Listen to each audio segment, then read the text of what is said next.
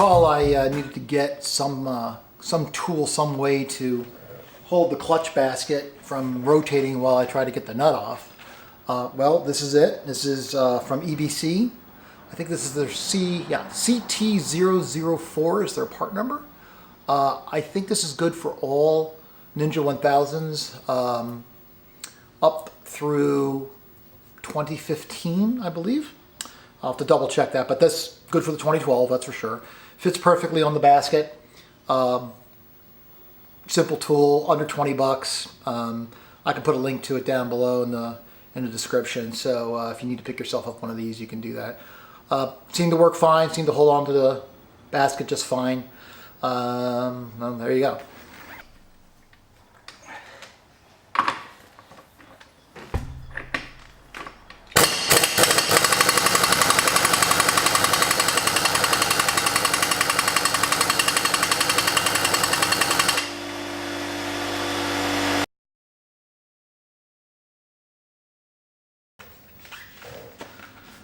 Well, using this was an epic fail. Did not even budge the nut. And so I went big, I hope. This is a Milwaukee 276720 18 volt impact driver. Supposedly with 1100 foot-pounds of nut removal. So, the reviews say it is a beast. It is heavy. I hope this works. Let's find out.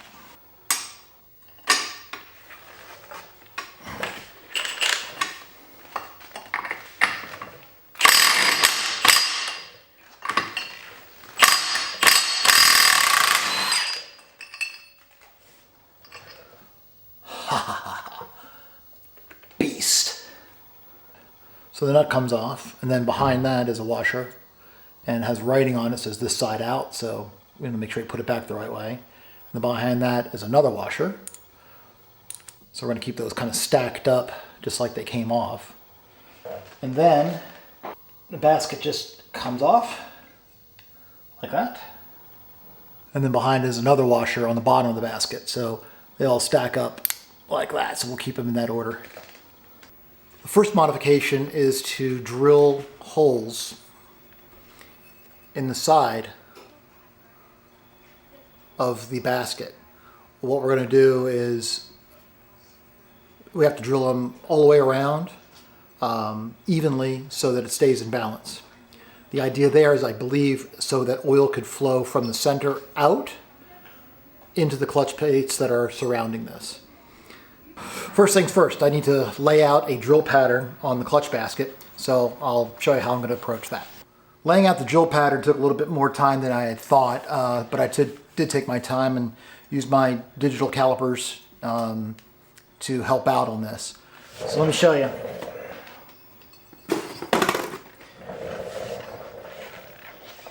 So if you can see, there are these lines I made all the way around, these dots. Those are where I'm going to be drilling holes. The way I laid that out is as follows. First, measuring this dimension from the plate to the top was like 56 millimeters, but from the inside, it doesn't go all the way to the base. It's raised, if you will. The inside is not this deep, it's higher. So I don't want to drill into the base, and there's some fins in there and some other things that you need to kind of work around. So measuring the inner diameter, the inner dimension, and subtracting that from the outer, I basically got about 10 millimeters, and I added another 5 millimeters just to get above the base for my first hole, and that's the bottom line that we see marked on our basket. And then I measured down about 8 millimeters from the top to get my next line, because I don't want to drill all the way to the end, obviously. Then what was left, I divided by 3, gotta make 4 holes total, and that's what was about 11.6 millimeters each, and so there you go. So bottom line is I laid out my 8mm.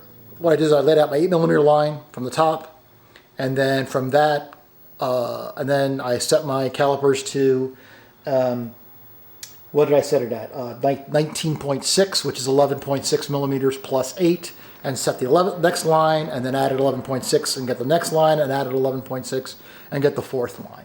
And I painstakingly went around this dot by dot, rib by rib, to get the full pattern done. So pain in the butt, but I'm glad I took my time. I wanted to try to do it another way where I could make one dot and hold the pen and spin this, but I couldn't hold the pen perfect, so it's measured. The next thing I need to do is figure out how to steer around. I don't know if you can see those kind of like fins, those ribs in here, right, like that. I don't want to drill into that. I need to probably mark those parts where I'm not going to drill, and I think what I'll do is when I get to that rib, or that rib, I will just skip that hole, because I'm not going to drill into those things. That's structure, and I don't want to mess with that. So I'm going to mark those, sort of like color them in, like not here as well. And then we got to drill it. Okay. All right, guys, here's what I've got. I got a little rig. It's just a couple of 2x4 blocks, a couple of clamps on the bench, just to hold this still while I get the drill on it. It lifts the rim here up off the bench and holds it level. So nothing really sophisticated, but that should work. I'm going to be using my drill, obviously, and a 7/64 bit. This is again this is a 1/8 inch gap here that I'm going to be drilling into, and an 1/8 inch bit binds up against these ribs, and I don't want to do that because the bit may jump or weaken the rib or something. So this is a 7/64 metal bit. This is aluminum, so it's pretty soft, I imagine. So okay, here we go.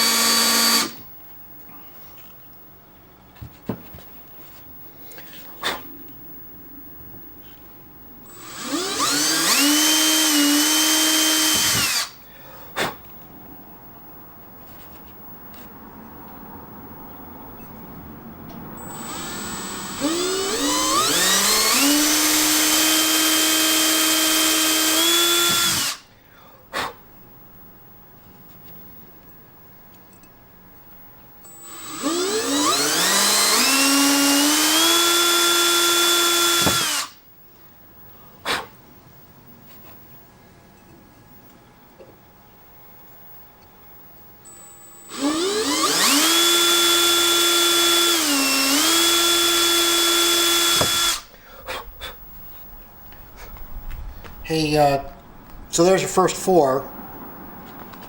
There's the first four. Go real easy as you go through, because you don't want to hit those these mounts here. I mean, I bounced off them, but pretty lightly. But these mounts here, right? When you go through them, so just be careful of that. So not only the ribs that I showed you before, but these things here. All right. So that's 1, 2, 3, 4. If this will focus, here we go. There's 1, 2, 3, 4. So now we're going to start over at the bottom. And here we go.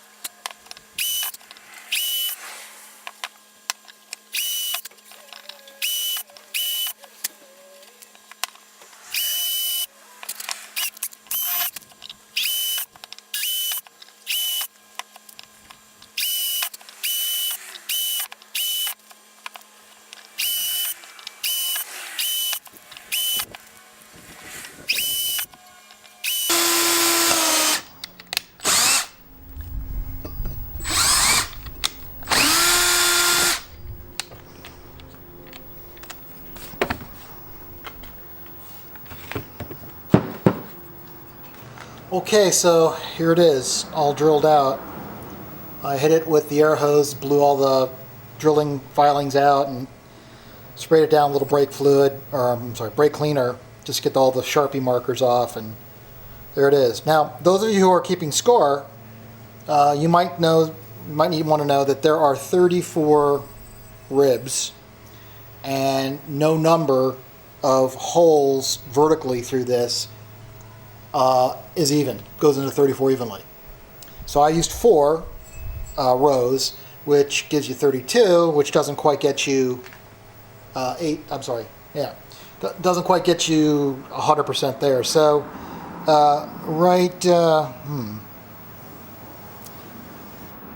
let's see if I can find it as we go through this thing. It's right here. So there's your 1, 2, 3, 4. Then we start over 1, and then this is the last rib. I would have gone 2 and then 3. This one's already drilled, so I just went up here to the 1, 2, third line for this last rib, and that's just the way it is. All right, we have our basket all drilled out and cleaned up. The next thing I want to do is go over each of these drill marks, or these drill holes, and make sure there's no burrs in them, because remember, the way the clutch works, right, this plates, the steel plates have teeth that fit in these grooves, and they need to slide back and forth in here as the clutch opens up and closes, right? And if it gets, hung up on one of these holes, the plate won't move and the clutch won't work right. So I just want to make sure there's no burrs and anything on those holes. So I'm just going to grab a piece of 800 wet dry sandpaper and just lightly just go over each of the holes, make sure nothing is holding up the movement of those plates. So I'm going to go inside of each of these each of the little grooves and just give it a hit. I got a few more replacement parts.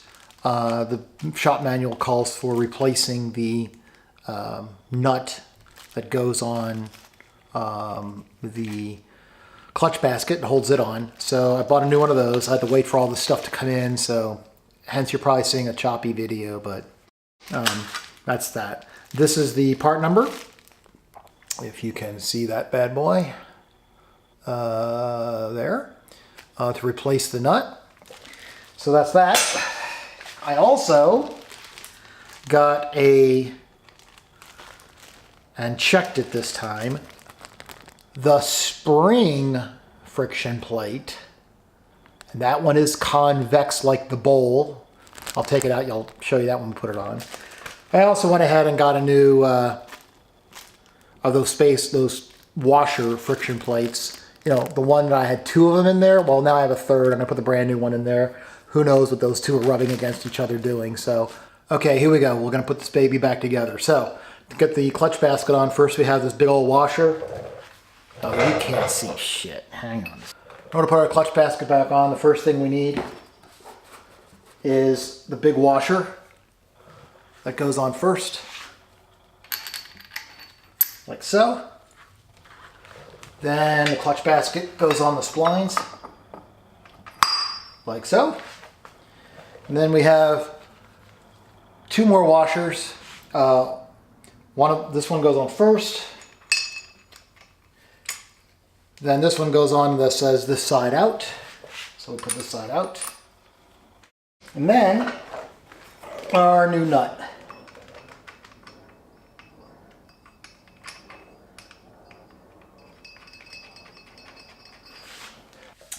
Now we have to tighten the nut to 99.6 foot-pounds, which, there we go. Okay, it's set.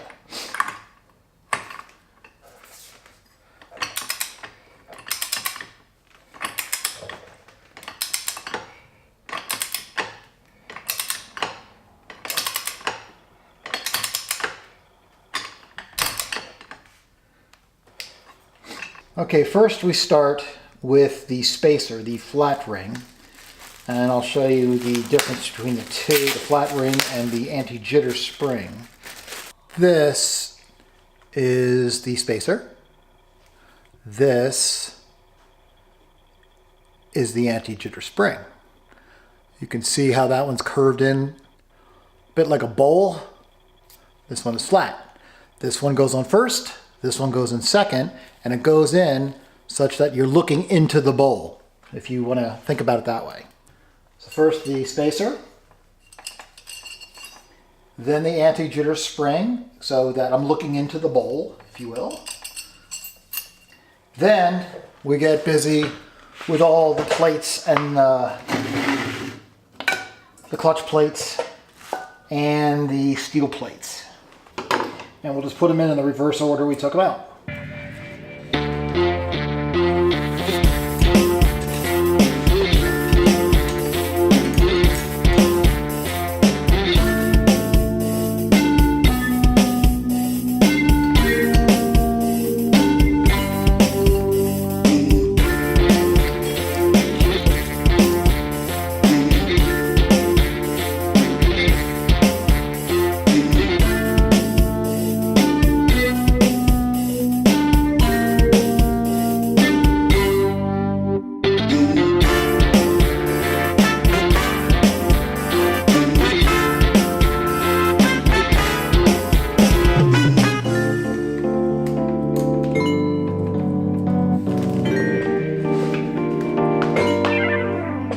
Okay, good deal, right?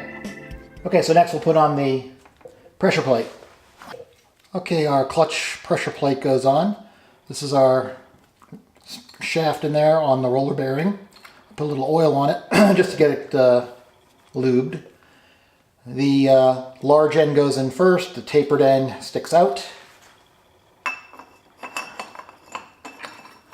Like so.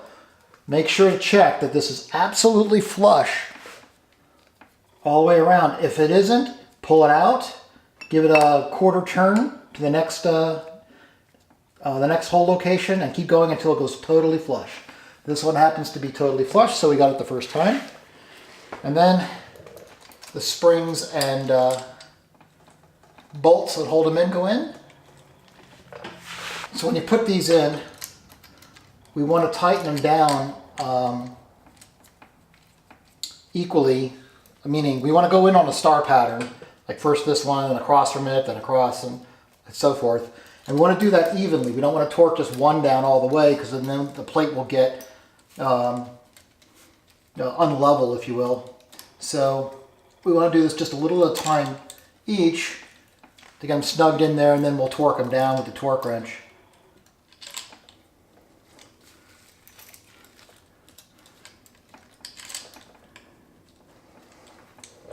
So we'll just get these going just by hand.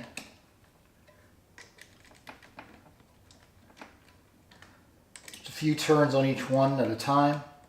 Again, in the crisscross star pattern.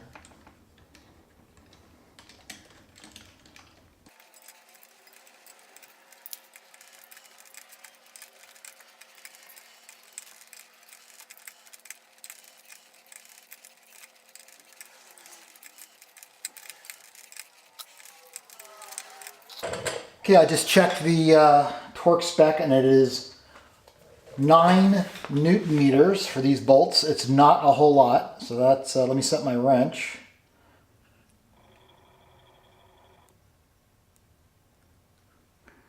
Nine Newton meters.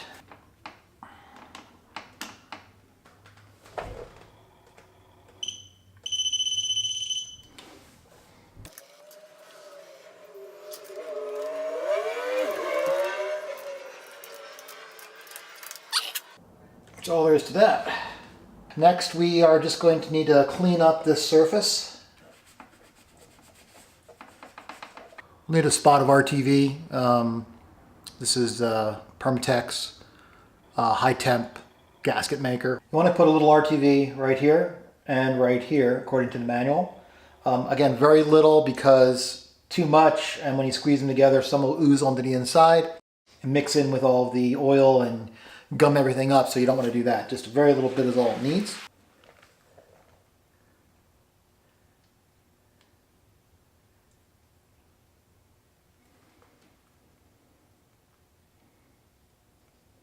And I'm just going to put a spot on the same places here just to hold the gasket in place while I put it on. Just enough to just tack it on there.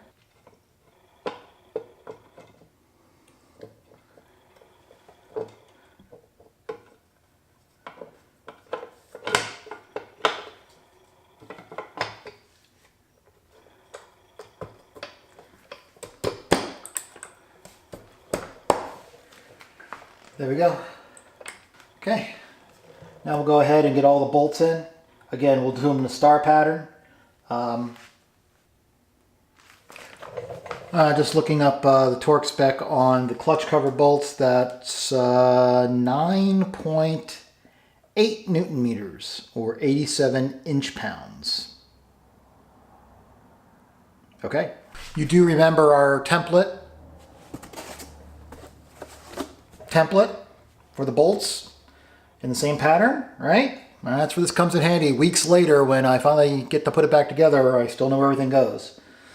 So the top bolt hangs the bracket for our throttle adjustment, or idle adjustment. That goes in first.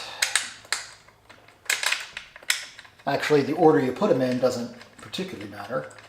And the next important things we want to remember is the hanger for the exhaust shield. That, let's see, looking at my template, there's the oil filler. Bracket goes right here.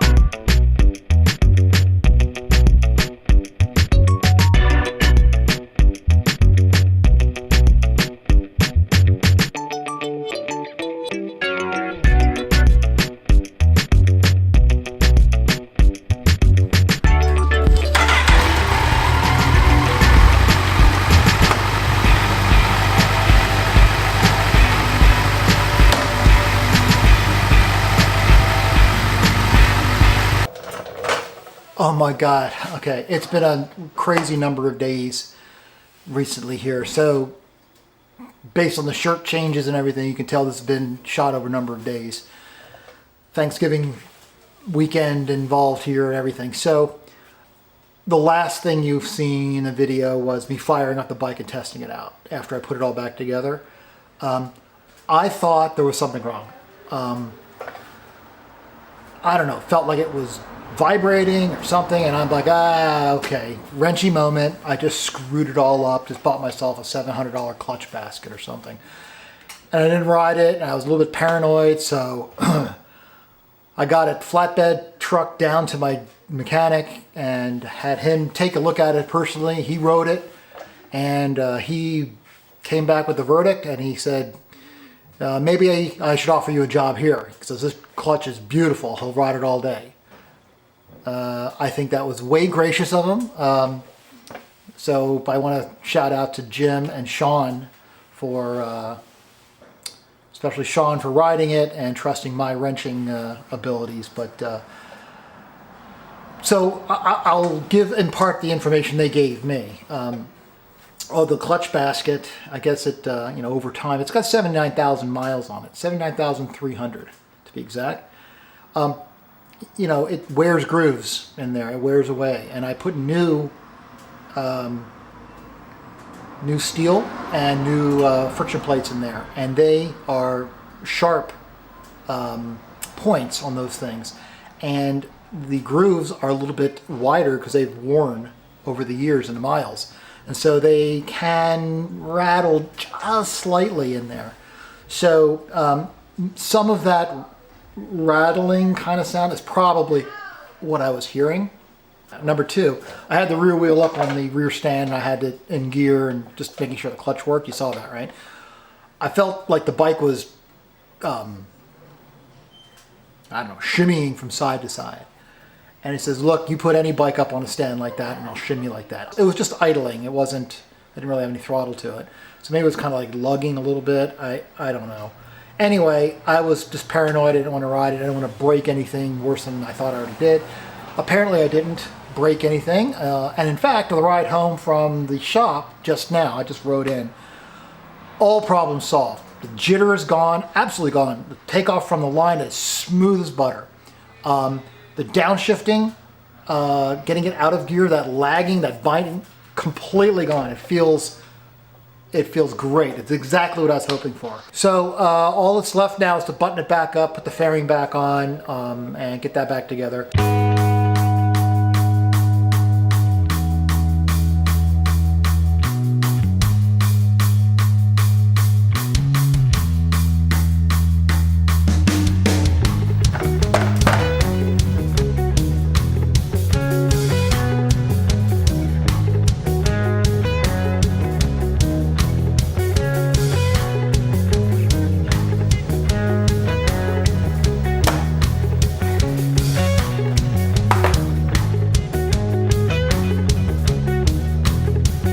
Yay, done. Okay, so success. Remember, Wrenchie makes the mistakes so you don't have to. So that's it for the clutch mod. I hope this was useful for you guys. It was a learning experience for me. Although I've been in the clutch before, this was kind of sketchy with the drilling, so but it worked out great. Feels great, rides great. I'm super happy with it. So if this is something you're experiencing where the clutch feels like it's grabbing and not letting go as you're trying to downshift, drilling out the basket might be what you need to take a look at. And this video hopefully will help you do that, do it with confidence. Again, a big shout out, again, thank you to my buddies Jim and Sean down at K&J, you know where you are. So thanks again for the vote of confidence and the tips and being the guys in my corner. So until next time, thanks for tuning in. Give us a like, subscribe if you haven't, you know the drill. Ride safe, keep on wrenching. Cheers.